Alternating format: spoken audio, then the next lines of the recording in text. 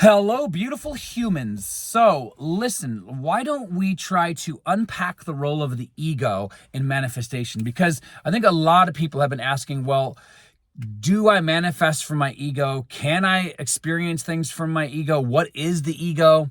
And so on and so forth. I think all of those are important questions, and it's going to take more than one video to unpack all of the answers to that. But I think first and foremost, yes, you can manifest from the ego, 100%. Okay, and to really understand the evolutionary gift that we've been given.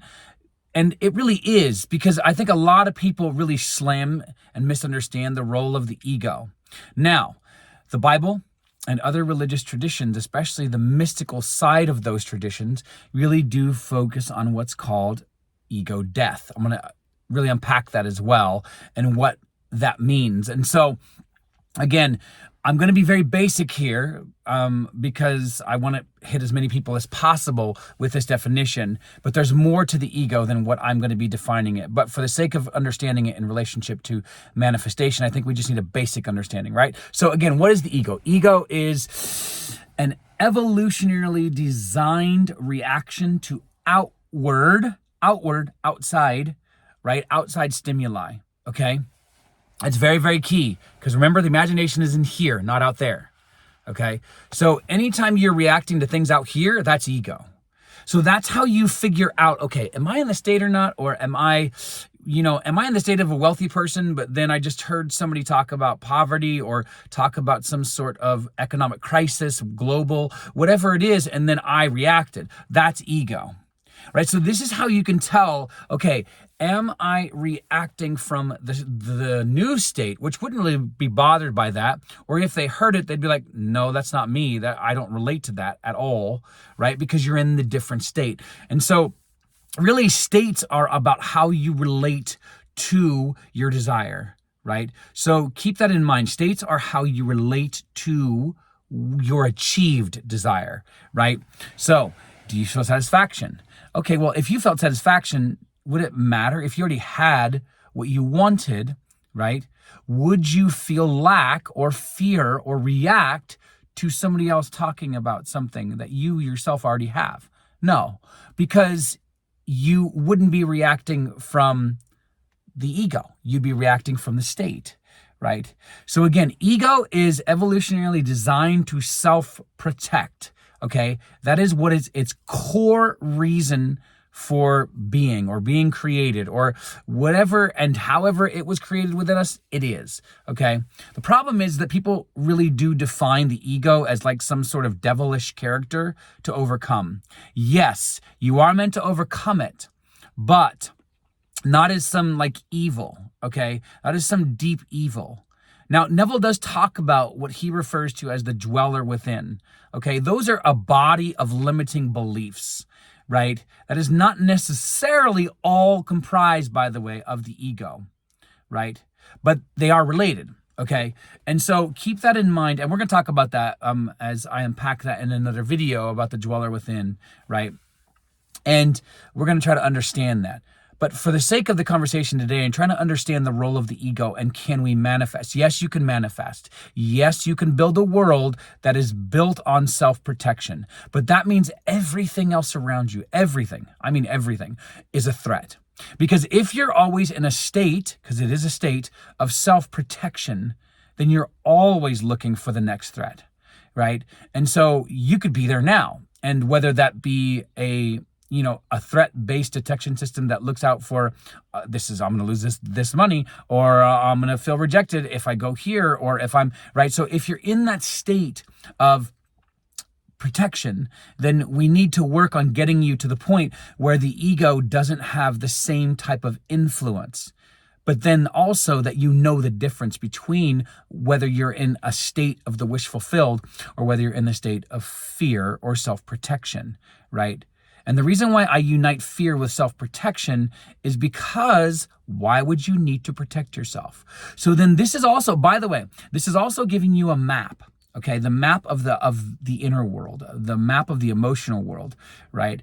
The map of the sensory world within, not the sensory world without, because really when the Bible talks about overcoming the flesh, right? Or how the flesh is the opposite of who we are.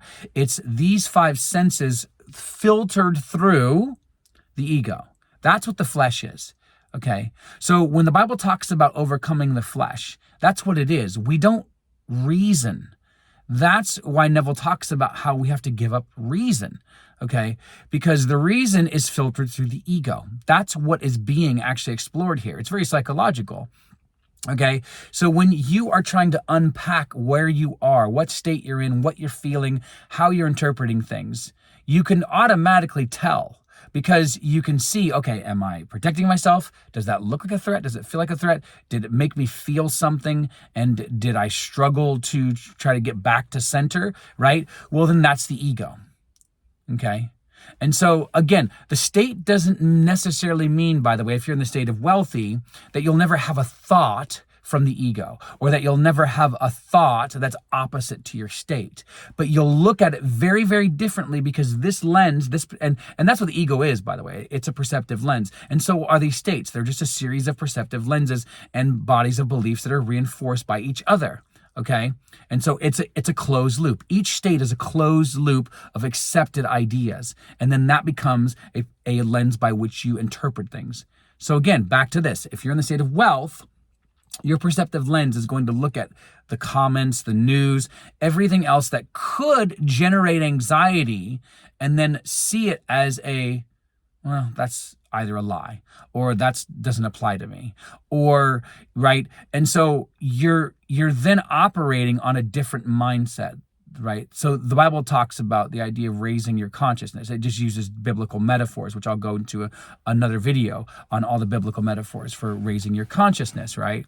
So again, turning the other cheek, that's a form of raising your consciousness, right? And trying to understand that we need to be in a state of consistent and constant raising of consciousness. It's what the Bible calls from going from glory to glory, or even faith to faith, right? You're constantly in a state of, how can I up level? Right? How can I get better? Right? The ego does not want you there. The ego does not want you to get better. The ego wants you to stay safe, right? And so stay safe means I don't change. I can't change, because if I change, there's a threat. There's a possibility of a threat, right? And so I want to encourage you to really find ways, and this is what I do as a coach, to find ways to create a consistent ecosystem where change is the only constant. Because really, that's what Neville is really advocating at the heart of his work, is that we have to get so good at changing. Now, changing from in here to out, right? Always here first, then out. Not the other way around. And if you do it that way, then you're trying to basically impose things on the ego. And that's why also Neville says, listen, this should feel effortless, right? This should feel like you're almost not even expending any energy. And again, the key for this is not forcing, okay? Some people will really argue that, well, no, you should just force yourself to be distracted. You should force yourself to jump from one state to the other. And that is not the way to do this. That's a very stoic kind of way of understanding change, where you have to like almost bully yourself into change. No. Neville does specifically say in various different books and lectures, this should feel like you're falling in love with the state. This should feel like you're falling into the state. That's how I interpret the idea of falling into, right? Like you might have read that and say, well, what does he mean by falling into? I hear falling in love with, right? And so that's how I would give you this antidote. How do you change from going from ego to, which really is like a form of ego death, right? From this current sense of ego self-protecting perceptive lens to I'm wealthy, right? That perceptive lens. And this is one way to do this, okay, is you fall in love with it. So you create the characteristics of this person who has everything you want, whether it be health, whether it be wealth, whether it be your significant person, whatever it is, and you build a model. Like you literally build a model as if you're modeling yourself after this person, which you are, right, in here. And so you're actually out picturing that person here. And so you want to get better at understanding the role of the ego. And again, to me, the ego is not the enemy, right? The enemy is limiting beliefs. They're not always one and the same. Yes, you can have limiting beliefs within a good state, okay? And we'll talk about that and why that's the case. But what I want you to understand is that it's a very easy task. You can find out, am I trying to protect myself here? Am I willing to change? Because that's really what you're doing when you move states. Am I willing to change and become and embody in here and out here together, right? So you actually combine the relationship between the subconscious mind and the conscious mind as if they're one. And that's what you want. You want the unity together, right? And so my challenge to you is to begin analyzing and being aware of two reactions, because you're always reacting, right? But we think that our default mode is, okay, I'm always reacting from fear. Well, then again, that's ego. But then there's always another one. There's always another one. And you have to realize that, right? Is that there's always another possible reaction. It doesn't mean binary, because there's billions of other reactions. I can react out of joy. I can react out of excitement. I can react out of excitement and nostalgia, right? We're very complicated human beings when it comes to our feelings and emotions, right?